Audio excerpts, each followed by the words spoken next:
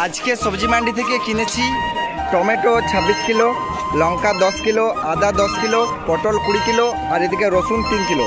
আর এই সমস্ত মাল আজকে কিনেছি পুরো 2200 টাকা দিয়ে। তো চলো এগুলো এখন বিক্রি করব আর দেখবো কত টাকা লাভ হয়। সস্তা সস্তা, এদিকে দাম কমে গেল। ঝাল লঙ্কা বলো, ঝাল লঙ্কা কত 500 1 কিলো। পটল 20 টাকা, পটল 20 টাকা, পটল 20 টাকা কিলো।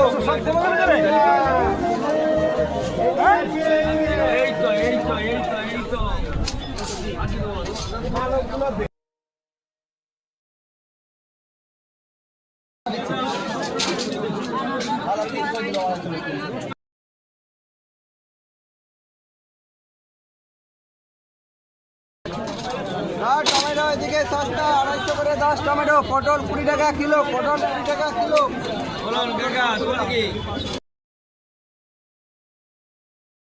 তো গাইস এখন সকাল 10টা বাজছে। তো টমেটো বিক্রি করছিলাম 40 টাকা কিলো। দেখতে পাচ্ছ এখন অনেকটা টমেটো রয়ে গেছে। তো চলো এখন একটু দাম কম করে দিচ্ছি 30 টাকা কিলো, আর দেখি বিক্রি হয় কিনা। টমেটো 250 ছিল, এখন 310। টমেটো 30 টাকা কিলো, টমেটো 310, টমেটো 300 করে 10।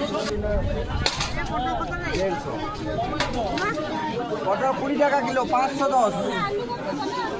টমেটো 310, টমেটো হলো 300। এটা কত হয় জানছো? হয়ে গেছে।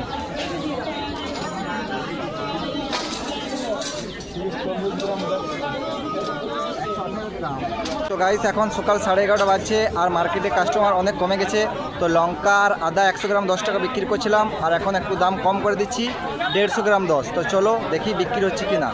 লঙ্কা 150 150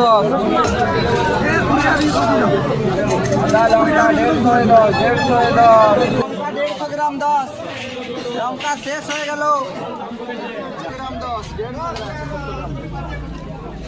লঙ্কা 110 ছিল, এখন 150 150।